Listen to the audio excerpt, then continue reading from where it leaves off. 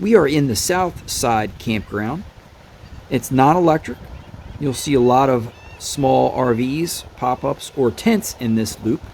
There's 2 bathhouses. Right behind the bridge is the ocean. Now there are 3 electric spots for small, like pop-ups, like the 30 amp. We have the gatehouse there. And on this opposite side, we have the large campers or pull-through spots and also RVs. Now that area is very, very congested. Sites are very close to each other. So is this loop, but for the most part spread out just a little bit more. And as we come around, we have the general store in the background. Now the bathroom, we weren't too fond of the bathroom. It gets a lot of day use with people parking on the street and fishing at the inlet there. So it tends to get a little messy just from people not paying quite respect for the space. And here's our little setup. Okay, this is officially my favorite gift. Oh my God. Every 50-some-year-old woman should have one of these. Seriously. I just love that it changes colors. Look, it's changing colors in different order. Yeah, I'm just gonna leave it on. And then where'd that cord go? Probably ridiculous, but I don't care. It's amazing. It's really powerful. Do you want to try it? You have to try it. It's so amazing.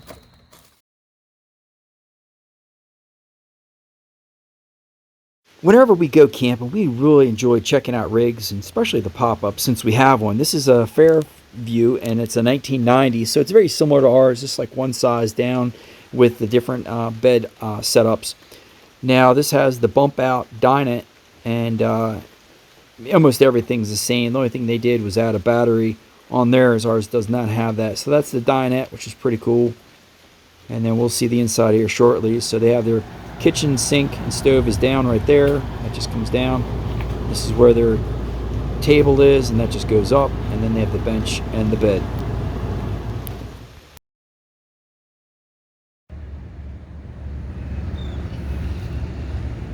(1993) Coleman Pioneer. It has a queen and a full size.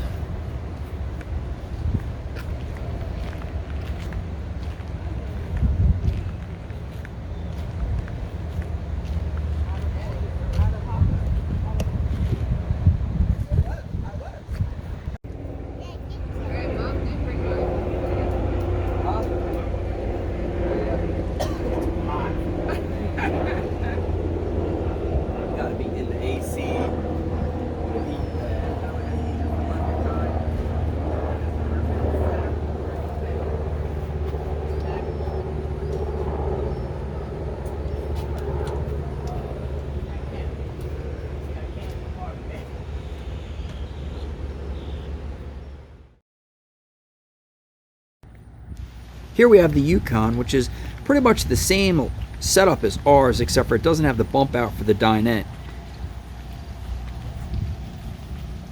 Now outside they have the outdoor propane grill, which is the same as ours. They have the front storage unit, which is pretty cool.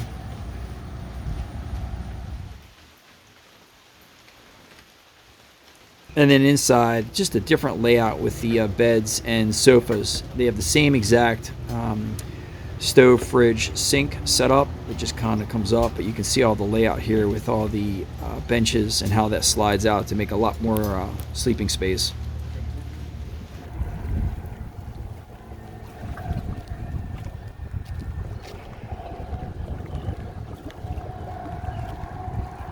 This is the Indian River Inlet. You see a lot of folks fishing from here, and then also a lot of boaters. So if you're camping in the campground, you walk right over and you can enjoy fishing or watching others fish. And then if you take this all the way up this walkway, you'll get right to the beach, which is really cool. Across the way is the northern campground, and we'll see that coming up here shortly. We'll do a drive through that, and we'll be walking through that space. Check that out next.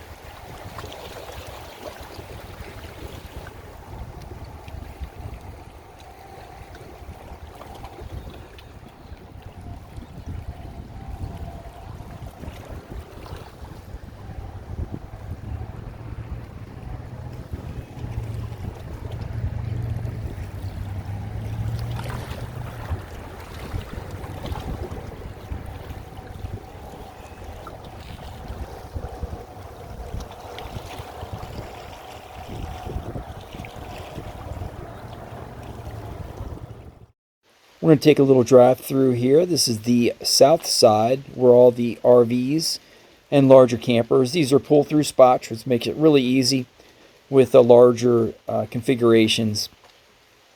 And I believe there's electric and water hookups. Also here on the south side, there is a large playground and then additional tent camping.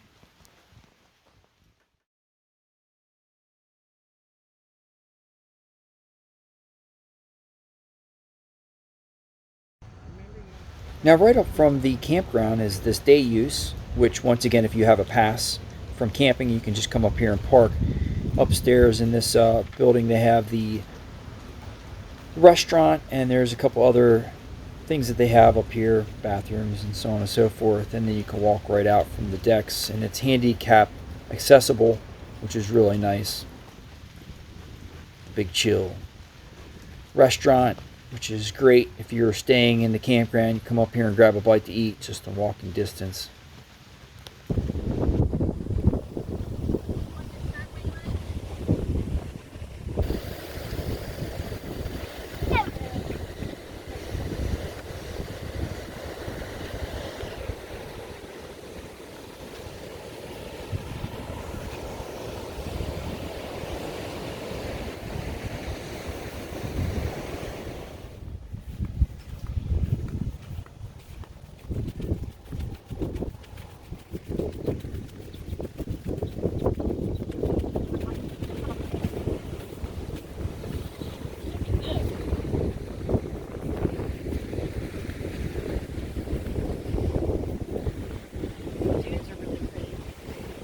They are really incredible here. That's pretty windy. I think I got that on the video.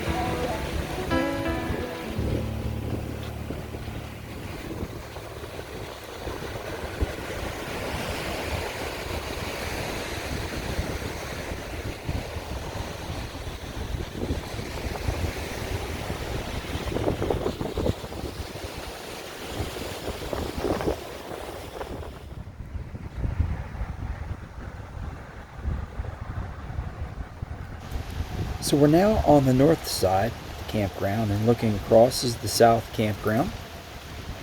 So this area has been redone and it's really nice, up to date. These campsites are they're just spaced out a little further. It's not so packed. So if you can get on the north side, it's great. You know, if you have a full-size camper or RV. Really beautiful over here. We'll do a quick drive through you, check it out.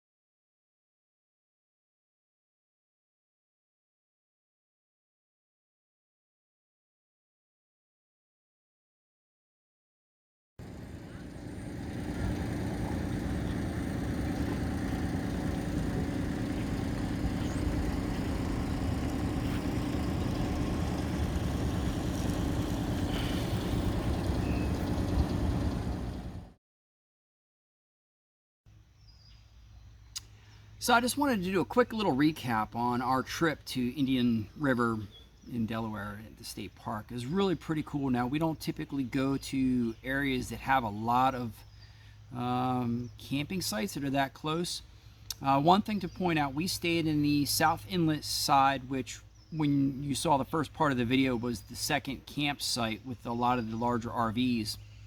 Now, just to kind of go over some of the pros and cons, we'll just start with the cons first. A couple things that we didn't really like so much was the, it's pretty crowded, and that's to be expected. I mean, you're at the beach, you know, and just a lot of, you're like right next to another campsite. So for a state park, we're not really used to that.